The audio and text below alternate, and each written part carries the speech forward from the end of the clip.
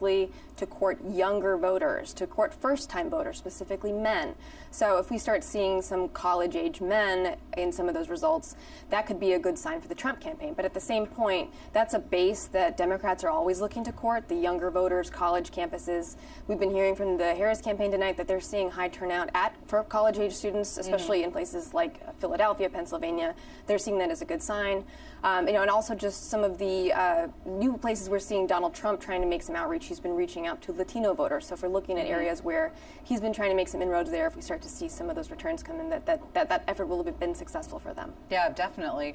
We've talked a lot about the battleground states. We'll continue to talk a lot about the battleground states. But are there specific places where either campaign is either feeling really good about or been focusing even more so on? I mean, yes, I know all 7 of these places are the most closely watched, but are there any that have been particularly more important or not for either side? I mean, we're seeing the focus on the blue wall. That's kind of seen as a place that Kamala Harris has to win, or it's her strongest path as she's trying to get those 270 electoral votes.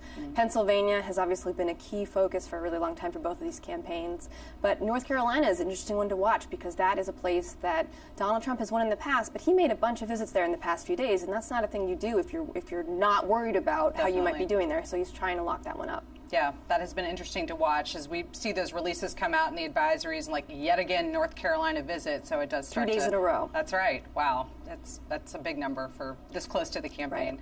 Thank you so much. I know it's a super busy night, but this is really important info. So thank you for being here with us. The presidency is tonight's biggest prize, but we'll be back soon with a look at what's at stake in congressional races across the country. Let's take another live look at voting video coming into us from Wisconsin. That's one of those battleground states we've been talking about and part of that blue wall. And it has a total of 10 electoral votes. It's also where Republicans held their nominating convention earlier this summer. Back in a few.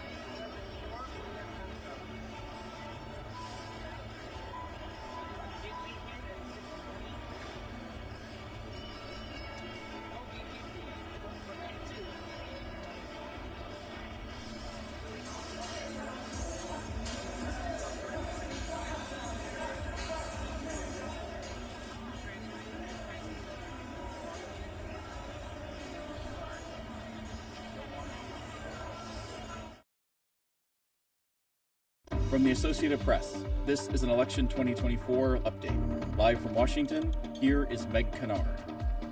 Welcome back.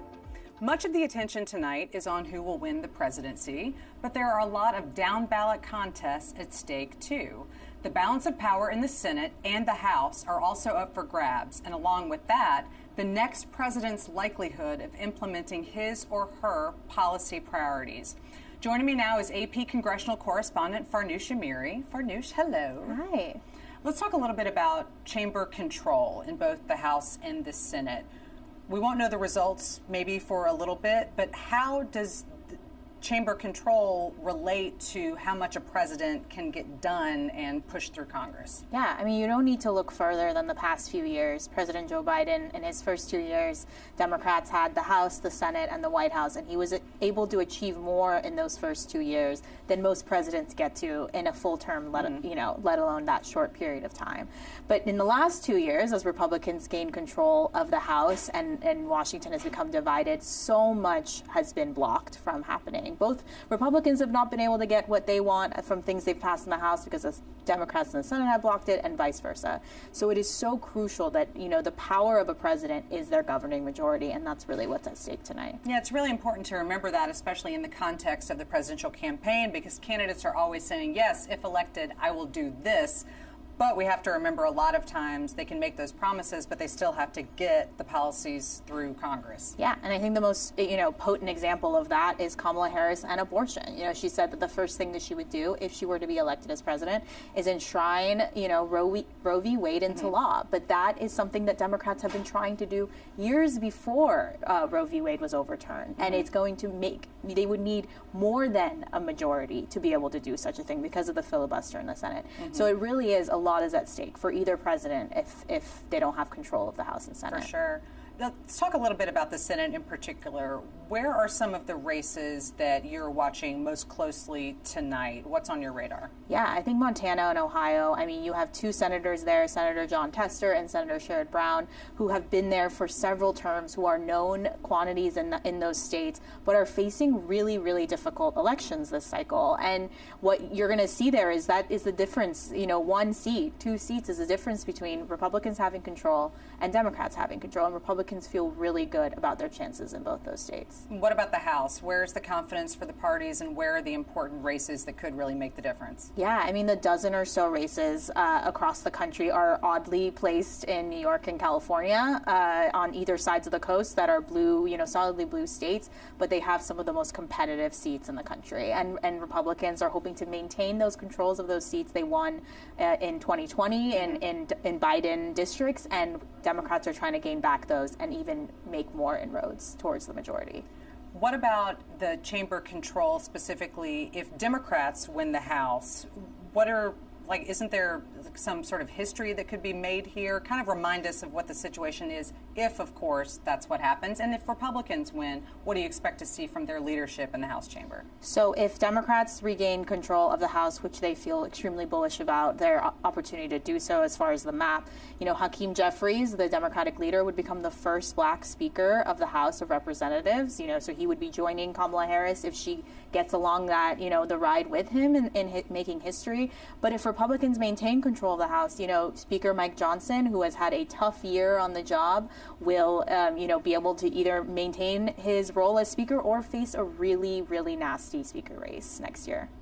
Thank you for giving us an update on what's happening in the Capitol races tonight, and we'll let you get back to monitoring all of this for AP. Thank you so much. Thank you.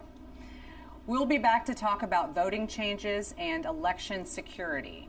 But for now, here's a quick look from Nandini Gupta at the two major party mascots and how they came to be. Stay tuned. Back in 5 minutes. Thanks, Meg. Have you ever wondered why we use a donkey and an elephant to represent our two major political parties? Since the 19th century, political cartoons have often been a creative and often exaggerated way to tell people about different political campaigns. They were used to tell people about what was going on, especially at a time where 20% of American adults were considered illiterate. It was ultimately Thomas Nast who attached donkeys to Democrats and elephants to Republicans. Like the colors red and blue have stuck around today, these political cartoons continue to be used today as well. For the Associated Press, I'm Nandini Gupta.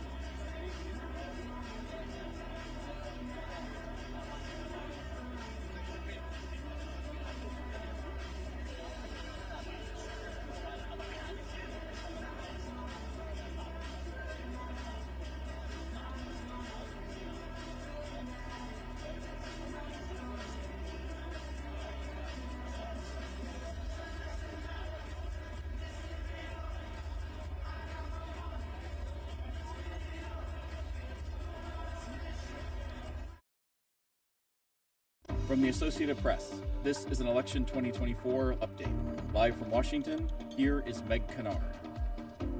Welcome back. There's perhaps more attention than ever this year on security around voting.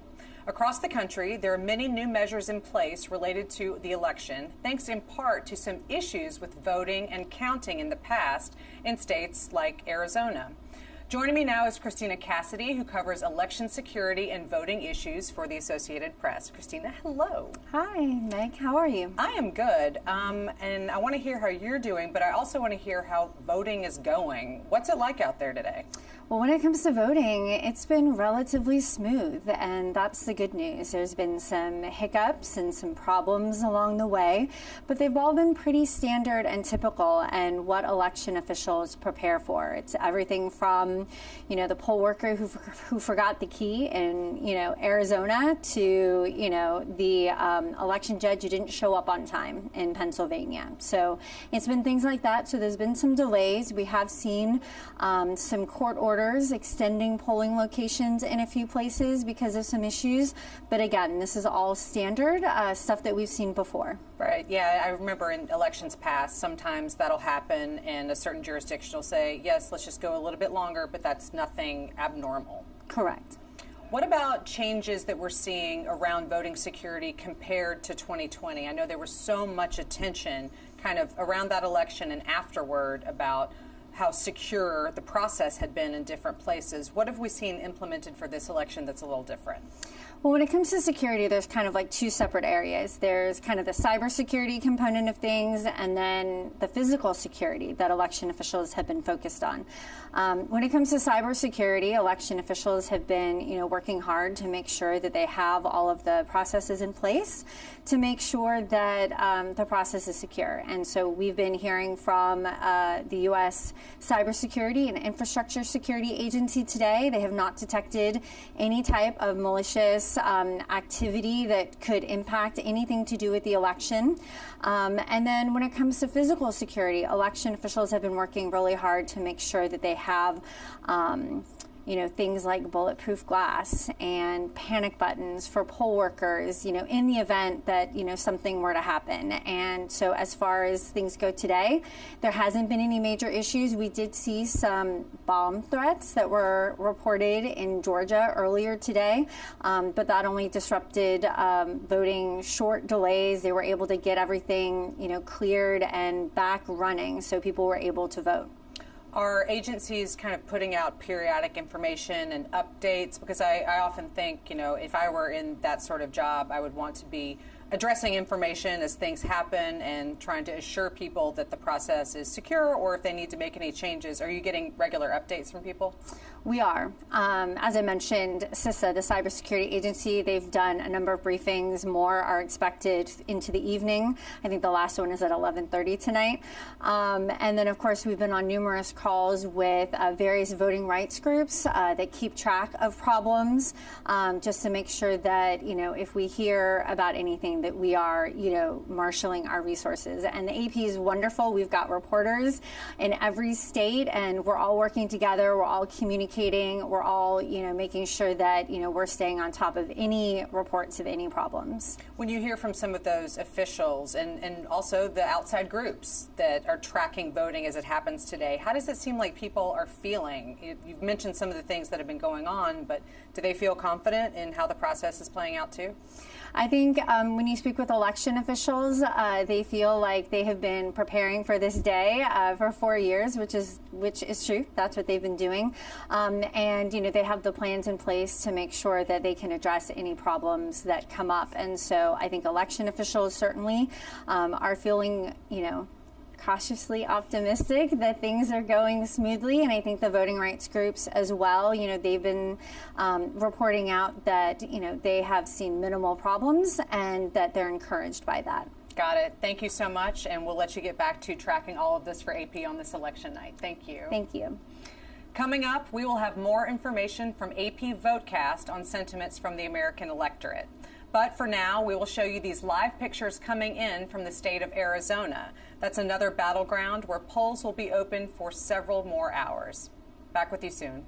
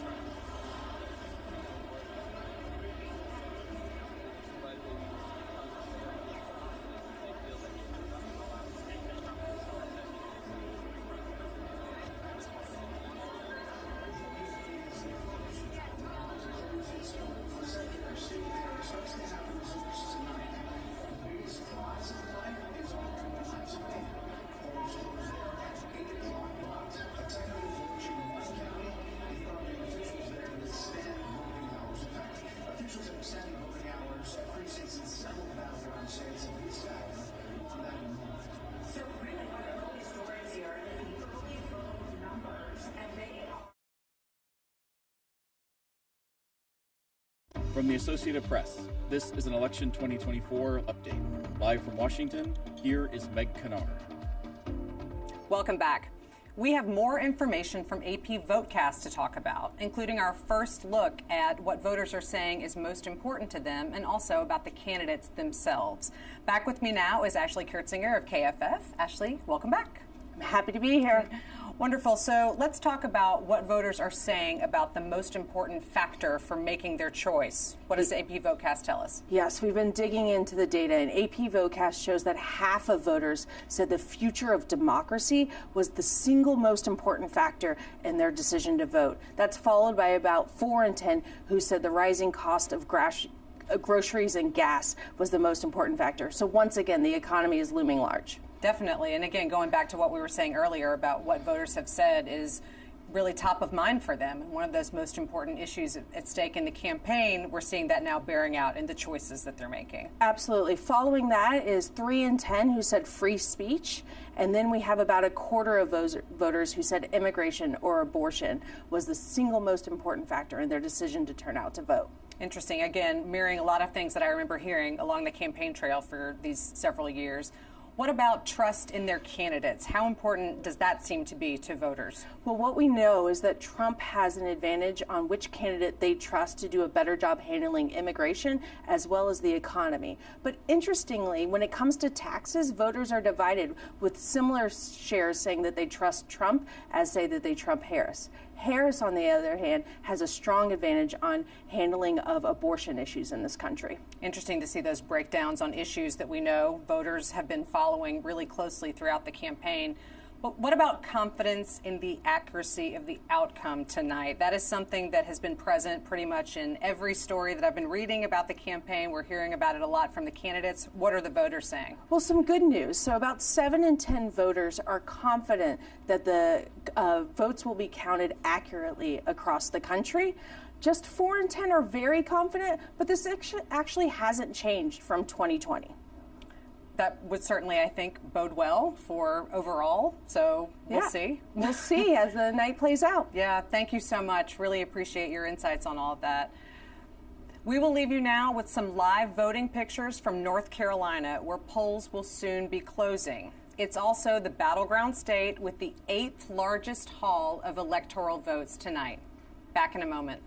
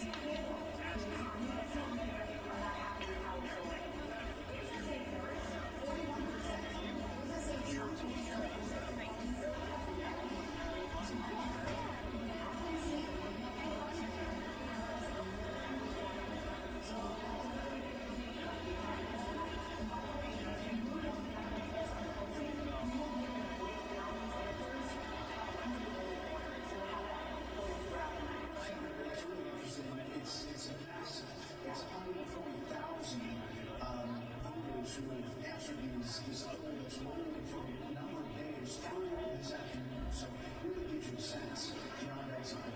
We'll be back for a bit more. No, and again, everybody keeps asking, how is it different from the exit polls? This was supposed to be, and is, a better reflection of how we vote today, right? We keep talking about all this early voting. Yeah, polls, we talk about voters that feel actually on election day. We don't necessarily not have so many Americans voting today. So this should be better for voter sentiment all over the country.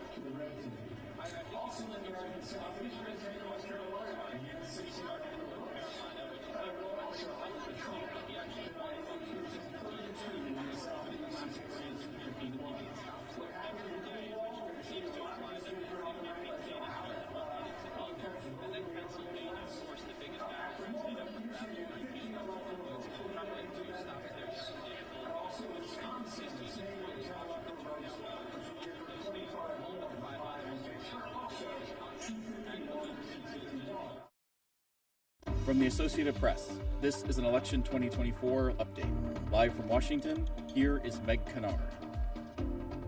Welcome back. At this point, we are still a good amount of time away from the first poll closings of the night.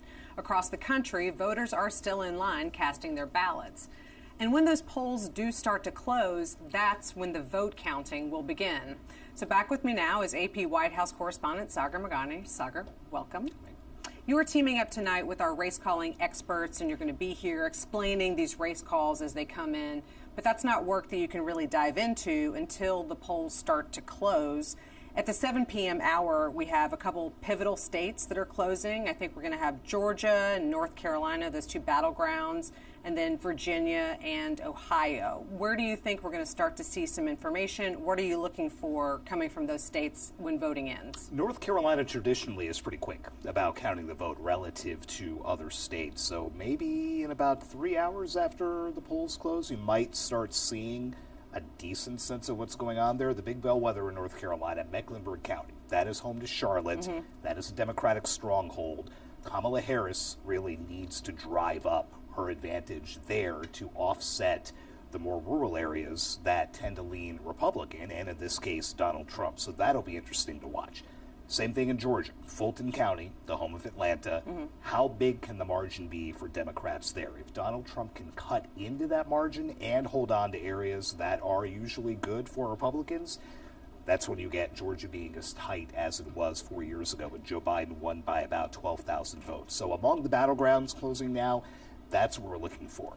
The other poll closures, places like Indiana and Kentucky that are almost gimmies for Republicans, Virginia, which has voted Democrat since Barack Obama in 2008. So not a whole lot of debate there about what might happen. But again, like we'll be saying all night, it's what's going to happen around Atlanta and Charlotte and Las Vegas and places like that that are really going to drive tonight.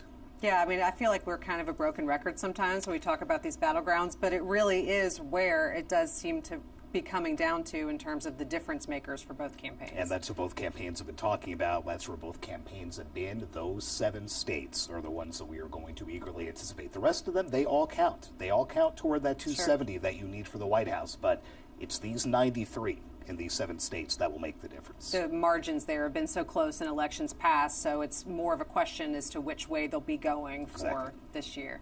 Thank you so much. We'll be talking plenty more soon. We'll be right back to talk about some changes this year in the way that ballots are cast and counted. But for now, here are some live pictures from Pennsylvania. That's part of that blue wall we've been talking about all night. And it's also the biggest Battleground prize with 19 electoral votes. Back in a moment.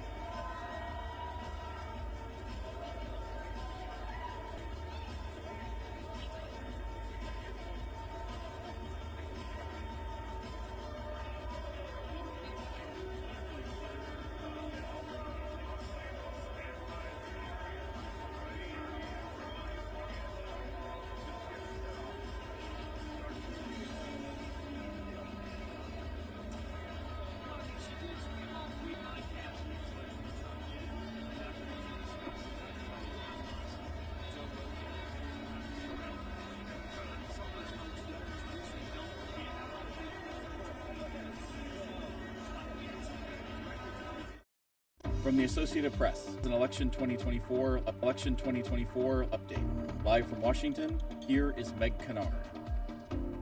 Well, as we just heard from Sagar, at the top of the next hour, voting will be ending in much of the Southeast, including the North Carolina and Georgia, as well as a few other states. As these polls close, the counting and tabulating begins. And as we've heard from Christina, that's a process that can be contentious, can take some time, being closely watched on all sides. There are also some unique things about what happens after votes are cast that are important to, and some things that are different this year. And where are some of these changes being considered? You guessed it, some of those key battleground states that are the most hotly contested tonight.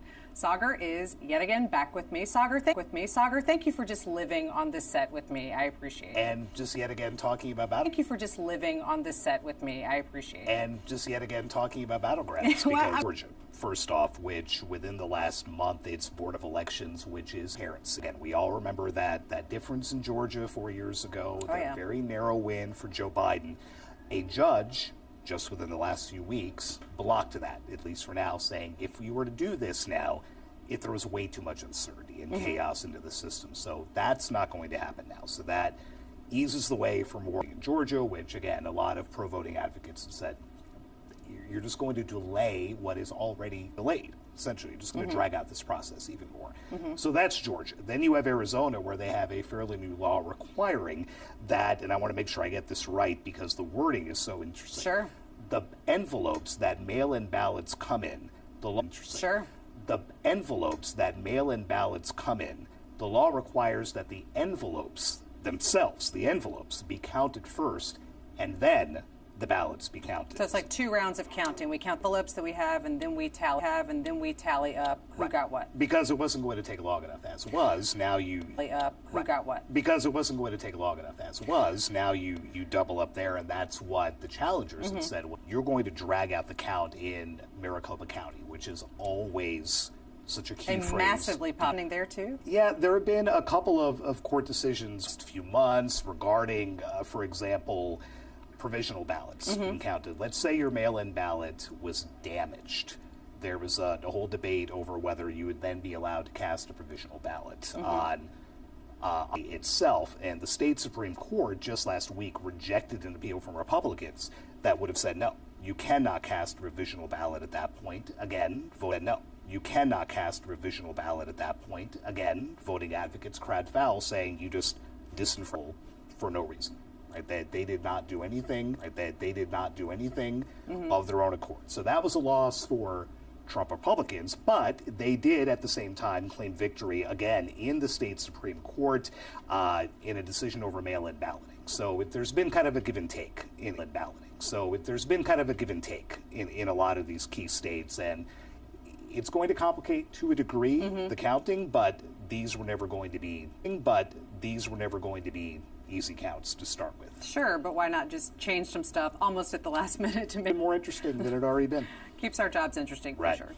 Thank you, Sagar. We'll be back with you soon.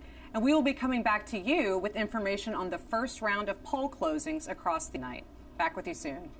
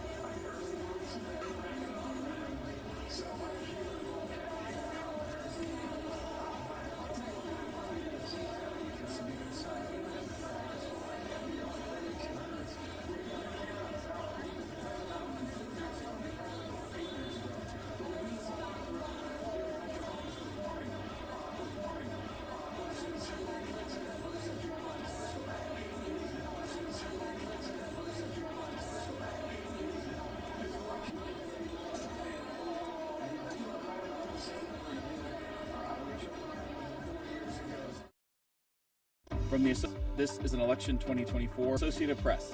This is an Election 2024 update. Live from Washington, here is Meg Kennard.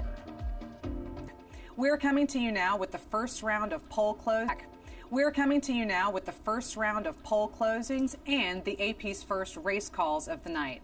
The Associated Press has declared Donald Trump the winner of 2 states, Indiana and Kentucky. AP has also declared Kamala Harris the winner of the state of Vermont. Let's take a voting map you can see next to me. Now, Indiana and Kentucky show up in bright red for Donald Trump, dim red for Republicans. Voting is now ended in a total of 6 states, the 3 that we just talked about. Indiana and Kentucky. AP has declared that Donald Trump has won these states. Is this a surprise? Is this a surprise? Not a surprise at all. Let's first say why the AP was able to call these right at. This was not a surprise that Donald Trump has now gotten the 19 electoral votes, the first 19 electoral votes on the map. By the same token, first 19 electoral votes on the map.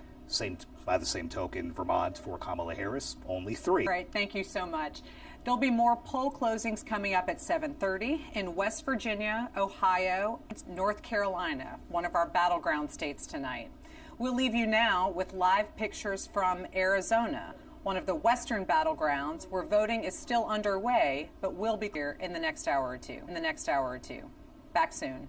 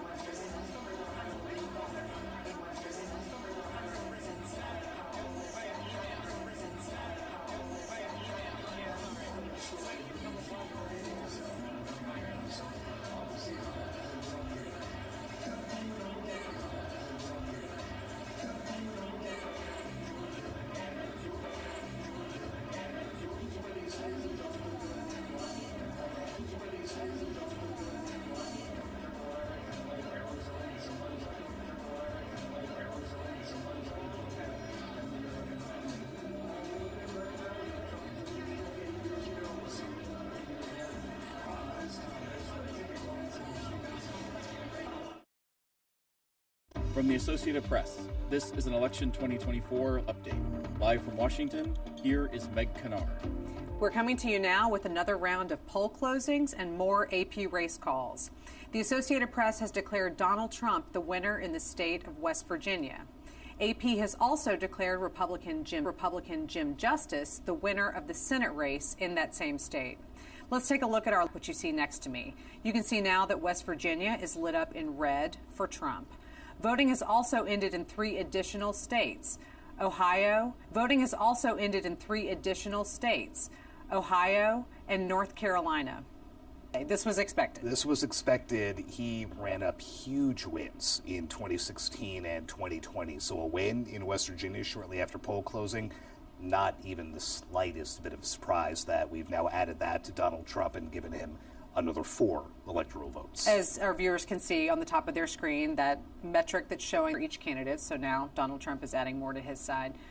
What about the Senate race? So I have been following this race a little bit, and I can already tell you that people are probably starting to wonder if the baby dog Justice coming to the Senate here in Washington, was this a surprise in the West Virginia Senate race? It also was not a surprise, and the Senate, as of this moment, is now evenly split because Jim Justice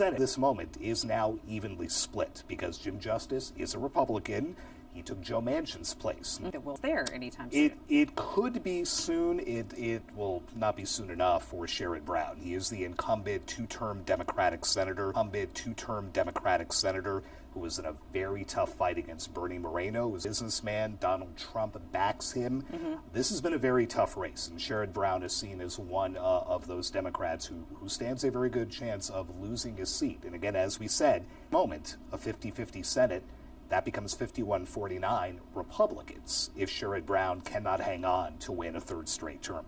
The last of those states where voting is closing at this hour is North Carolina. That's one of the battlegrounds. We've been talking about it. We can see it with its other battleground friends here on this map. Again, remind us, when do you think we'll start to see some information coming in from North Carolina? North Carolina tends to be among the earlier states, the quicker states to count its votes. Now, how quickly that will go based on some of that damage in western North Carolina from the hurricanes, which by all accounts has done a great job actually conducting the voting. Now the question is how quickly they can count those votes. So whereas you would usually get fairly quick results in North Carolina, might take a little bit longer than it usually does this time. Got it. We will keep an eye out for more info, and we'll be back with you soon. Thank you all for being with us. At the top of the next hour, we will have more poll closings. Actually, the night's biggest round, 16 states plus the District of Columbia. That's a total of 171 electoral votes, including 19 from that battleground state of Pennsylvania. We'll leave you right now with live pictures as they come into us from New Hampshire, up in New England. Back with you soon with more AP race calls and poll closing information.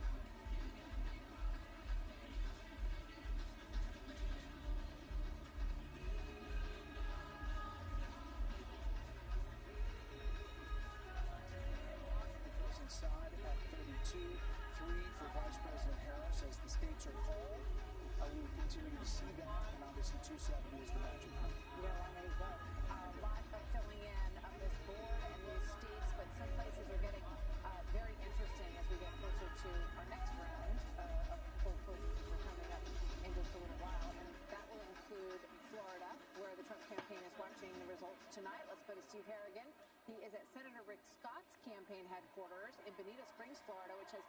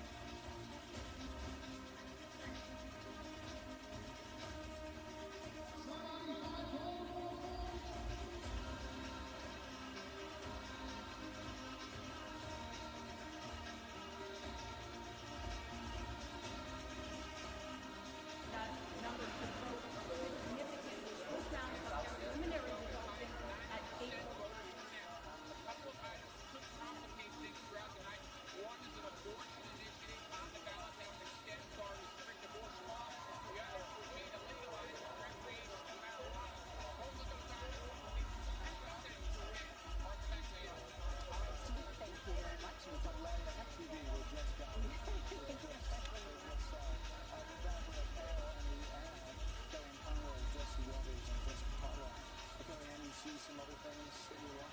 It's on Supreme Bellwether coming in. Indiana, 70% of the voters put back to President Trump. Loudoun County, Virginia, really was trending to the left. It's been a swing of 8 points compared to 2020. So you look at something like that, you understand why Carl Rove today said it could be tight in Virginia. Fayette, Georgia, Trump +2, that's a place that I had said earlier on, Harris will have to do well there to compete in Georgia. Also, as Pennsylvania closes its polls, Brett, I think it's worth noting, Martha, that this is like political malpractice that she didn't pick Josh Shapiro between the fracking, the school choice, Jewish Americans. But I think that we'll talk about that tonight. We will look a lot at Pennsylvania. Election night in America just getting started. We are seconds away from 17 states across Washington, D.C., including New Hampshire, Illinois, Tennessee, Florida,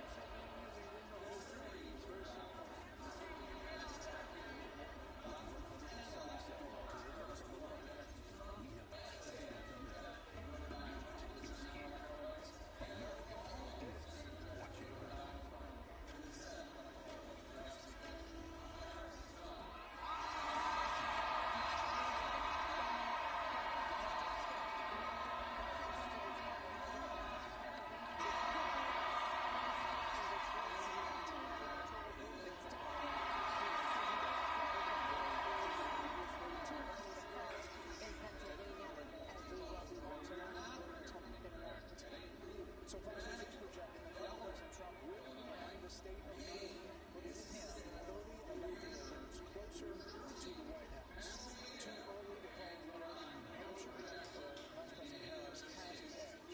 In Maine, the Fox News decision desk says that it's too early to call a statewide race. Maine gives 2 electoral votes to the winner of the state and 1 vote to the presidential winner in each of their congressional districts. Within the first district, the rural second district, too early to call in the state of Maine. In the Southeast, Fox News can project Tennessee.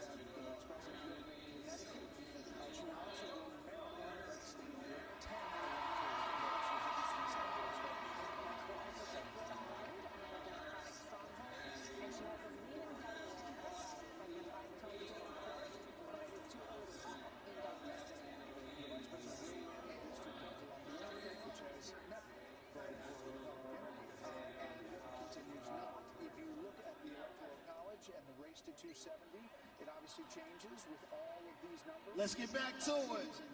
Think it's a game.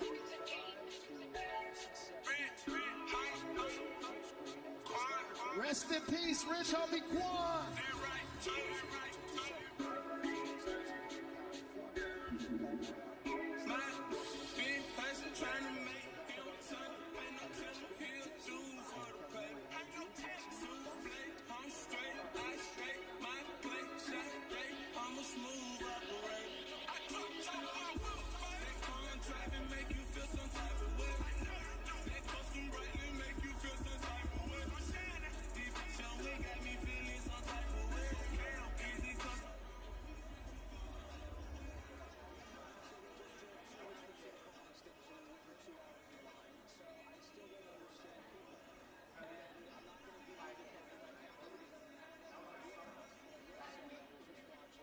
Something interesting in Georgia, where she's not performing as well with black voters as Joe Biden.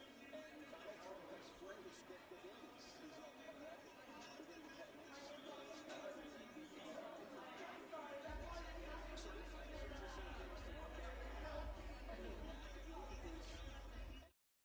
From the Associated Press, this is an Election 2024 update. Live from Washington, here is Meg Kennard. Welcome back. We're coming to you now with another round of poll closings and more AP race calls. The Associated Press has declared Donald Trump the winner in the following states: Alabama, Florida, Mississippi, Oklahoma, South Carolina, and Tennessee. AP has also declared Kamala Harris the winner in these states: Massachusetts, Connecticut, Maryland, and Rhode Island. Let's take a look again at that live voting map you see next to me. These states called for Donald Trump are showing up in red, and states called for Kamala Harris are appearing in blue. At this hour, voting has also ended in 16 states plus the District of Columbia. This swath of closings stretches from Maine and New Hampshire down to Alabama and Mississippi in the South. Joining me now to talk about all of this is yet again Sagar Meghani. Hello. Hello. So with these race calls that we have at this hour, what do you see in them? I know that Florida is a massive tranche of electoral votes. The AP has called it for Donald Trump.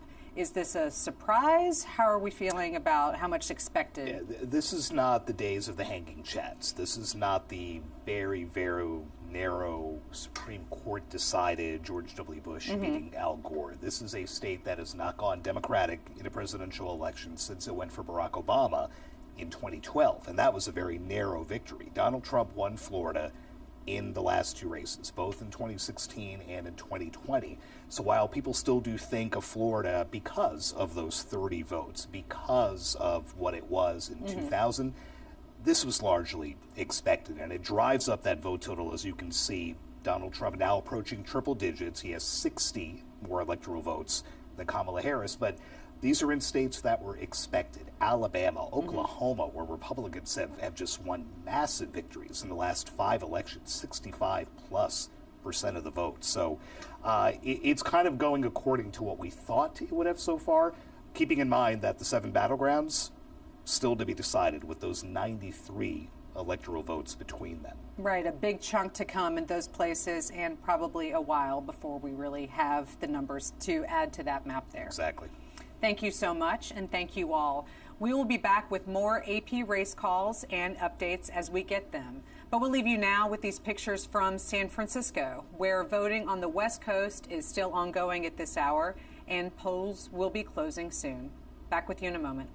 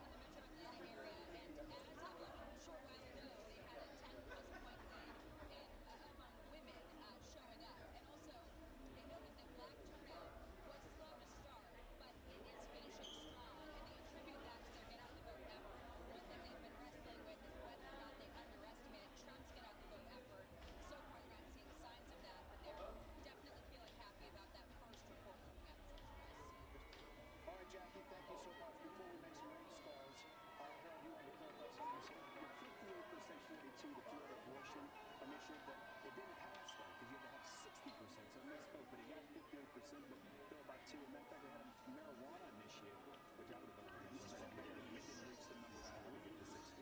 Yeah, and actually, Governor DeSantis is telling both of those things. Okay, Lance, results. We begin in Pennsylvania after a brief in the Senate race between incumbent Democrat Bob Casey and Republican businessman David Cormier. The Fox News decision desk says this is too early to make a call in the Pennsylvania Congress. This could be a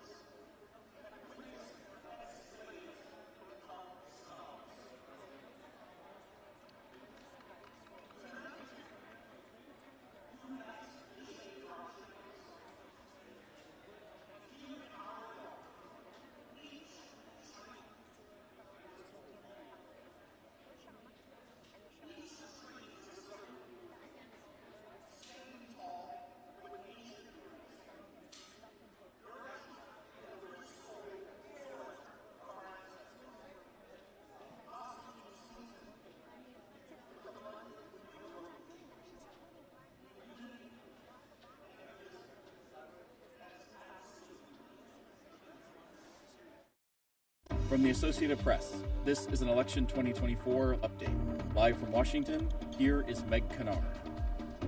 We're coming to you now with more AP race calls. The Associated Press has declared Donald Trump the winner in the state of Arkansas. AP has also declared Kamala Harris the winner in Delaware and New Jersey. As you can see on the live voting map that's next to me, it's continuing to fill in with states for Trump in red and states for Harris in blue. And that ticker at the top of the screen is indicating how many electoral votes are being allocated to each candidate. At this hour, we also have more information coming to us from AP Votecast. That's that expansive survey I talked about earlier of the American electorate. With me again is Ashley Kurtzinger from KFF. Hello. Hi, we have new data for you. Tell us about the new data. What do we got? We've been talking a lot about the factors that are motivating voters, and now we're looking at Harris voters versus Trump voters on their most important factor that's motivating them. What we see is 2/3 of Harris voters say that the future of democracy is the single most important factor in their vote, outflanking both abortion and inflation. Among Trump voters, about similar shares say immigration and inflation is their most important voting factor. That's so interesting to see that reflected in the data, things that we hear anecdotally from voters along the trail, but now as they're actually going to the polls, these are things that seem to have resonated with them on this election day. Yeah, absolutely. And one of the things, that's not different across the two groups of voters is why voters are turning out. And what we're seeing is a majority of Harris voters and Trump voters saying they're voting in support of their candidate rather than in opposition to the other candidate. So about 2 in 3 Harris voters say they're voting in support for Vice President Harris, while about 8 in 10 Trump voters say they're voting in support of former President Trump. So not necessarily something that we would maybe see as a protest vote, but a supportive vote of actually believing in that candidate and not just disliking them less than they like the other person. Yeah, and it seems like it's even mattering more in some battleground states. In Georgia, for example, where the polls are closed, we're seeing about 3 in 4 Harris voters saying that they're showing up in support for that candidate, which is similar to the share of Trump supporters in that state that say the same. Ashley, thank you so much. It's really interesting to see the information kind of behind the data. As you can see now in those boxes below me, we've had pictures up all night from the Trump and Harris campaign rallies, but it looks like those events are starting to fill in with more and more people as we get further into this election night. We can also confirm for you where the candidates are at this hour. Vice President Kamala Harris is at her residence at the Naval Observatory here in Washington, and former President Donald Trump is at his Florida residence in Mar-a-Lago. We will be back with more AP race calls and updates as we get them and bring them to you. At the top of the next hour, we also have another big round of poll closings in 15 states. That includes several battlegrounds, including Michigan, Wisconsin, and Arizona. And we will leave you now with pictures from Arizona, one of those western battleground states. Back soon.